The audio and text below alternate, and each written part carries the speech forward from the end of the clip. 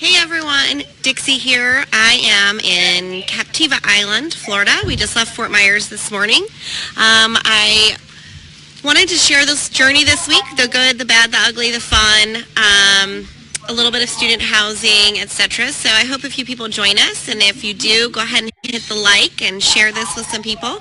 So it's gorgeous here. We're at the Bubble Room on Captiva Island. I heard it's an experience and a fun place to go. I can tell you the drive-in here was gorgeous. So I can't wait to walk around and just explore and see some more of what is here. Last night I spoke at the Florida Gulf Coast RIA and shared a little bit about student housing with the folks there, and we had a really great time. And so just a quick story before I share some of those tips and tricks today with you guys. To start off our event last night, it was very interesting. This journey in Florida has been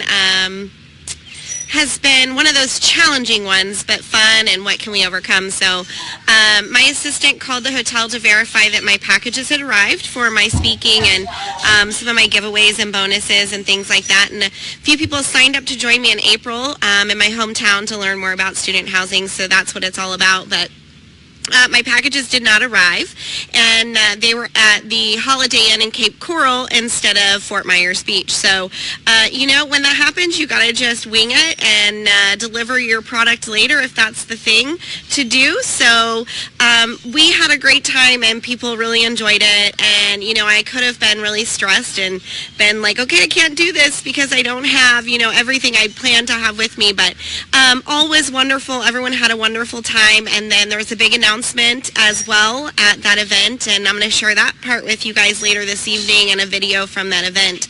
But I hope this benefits a couple people. I wanted to talk about what spring break means to me. I had an awesome day yesterday from Florida. Jessica, my assistant, called me from home. Actually, she texted me as I was getting ready to hit the stage last night and share student housing to let me know that we had 8 houses left when I left home to rent for the 2018-19 season, and she got 5 of those applications, deposits, and leases signed yesterday. So the 3 that she has left, actually I just bought, so she just is going to release the marketing on those this week. But that's our goal every year. By spring break, we want to be fully occupied for the upcoming year, which essentially this is March. So if we're all leased, it's March of 2018, we're leased until August of 2019 now. So she doesn't have to show any more units unless I buy more houses, which I do all the time. And everyone knows where they have a place to live. We get the best tenants because we're not scrambling when someone moves out to replace them. We already know who's coming in and out, or who's renewing their leases, or who already found roommates to replace themselves because they're graduating or whatever the case may be. So that's the name of the game, guys. That's how you put this thing on autopilot, and you don't have to scramble around showing property day in and day out, every night, every weekend. You know, your tenants move out and you're like, oh, I guess I got to put a sign in the yard, or I better put this out there to market it. I don't know who's moving in next. So the people last night at the RIA, they said that was the best tip they got last night. There were several others, which I'll share as the week goes. But one of my philosophies is, you know, this is college kids. They treat our properties really great because we charge a good amount of rent, and the parents love the houses because they're used to paying that rent for the dorms. So we let our tenants know about right after Thanksgiving that we're going to start pre-leasing this for the upcoming year, and we want to know if they want to renew their lease with us. And, you know, sometimes they're like, oh, we don't know, we're not sure, we're going to talk about it. And the coolest thing to do is when you put your sign in the yard that says pre-leasing, they will call you and say, please don't give our house away, we're going to renew it. We may have one person graduating, but we already have another friend that wants to move in, and automatically you are pre-leased now for the next year, which in November, that's almost a 2-year turn time. So you don't have to worry, you don't have to clean it, you don't have to move people out, you don't have to do all this work that most landlords do. So that's why I love student housing. They just turn over on their own. They find friends to replace themselves, or chances are they've had friends over to visit, and those friends are like waiting for the others to move out. Like, as soon as they move out, I want your unit. So that's one really awesome way to get your properties renewed without any labor labor involved. The other thing we do is after we give the current people an opportunity to make the decision to renew with us, if they don't, we just put the signs in the yard that say pre-leasing, and the calls start pouring in. You find your very best tenants that are your planners and the ones that take care of your properties from November to spring break. So that is our goal every year, is to be 100% occupied for the upcoming season by spring break. And, this year we have I think we have 206 tenants, and we're actually putting on some more units right now. So we should be, I believe we'll be around 275 for 2018-19 by the time I'm done buying. So we'll end up leasing all of those from this point forward till August, all the new inventory that we're putting on. But let's see, what's one of the others? This was the good part about the pre-leasing.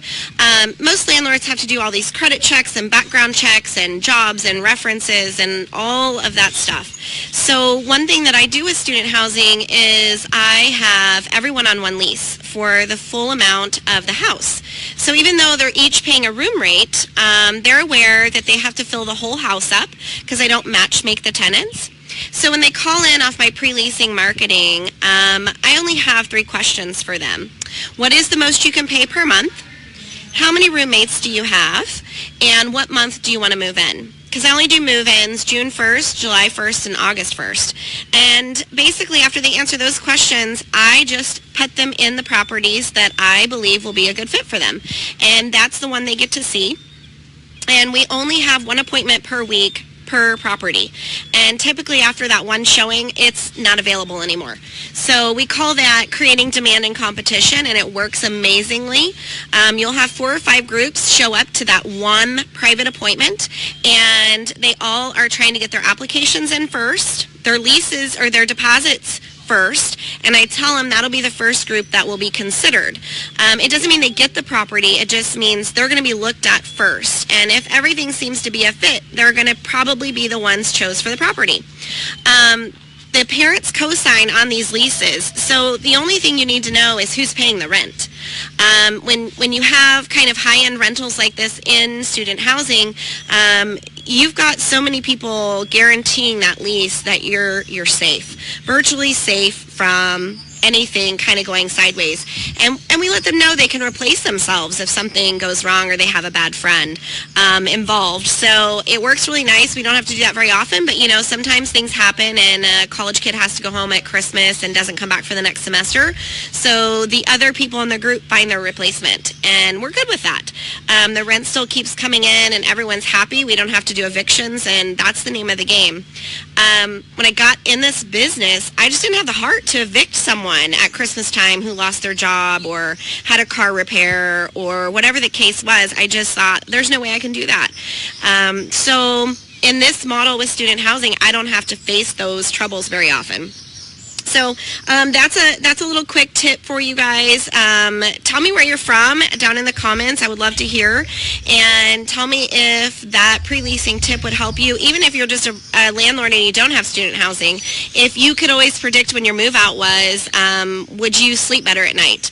I'm sure you don't have that problem, right? You're always rented full-time all the time. But I noticed that a lot of times that's not the case, that landlords are taking 30 days to turn their properties over. And in that 30 days, that's a whole month that you're out that mortgage payment and utilities, mowing the grass, or whatever the case may be.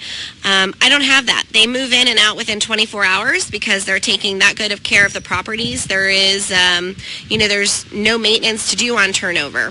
So if this is something that interests you from last night's RIA talk, hit me up and come see me in April at my boot camp. After last night, we have a couple spots left for April. So if you've been interested and you haven't pulled the trigger, now's the time before my bus is full for my bus tour. I tap out once that bus is full. We cut off attendance for the event. So we're almost there, and I would just love to share this. And when you come to my hometown, you see all of this in person, it just starts to click and make sense. And that's the exit strategy I love. So not only are you tripling your cash flow in a single family residence, but it's on automation, it's easy to do, and everything is pre-planned, so you're not scrambling to fill properties. It's happening.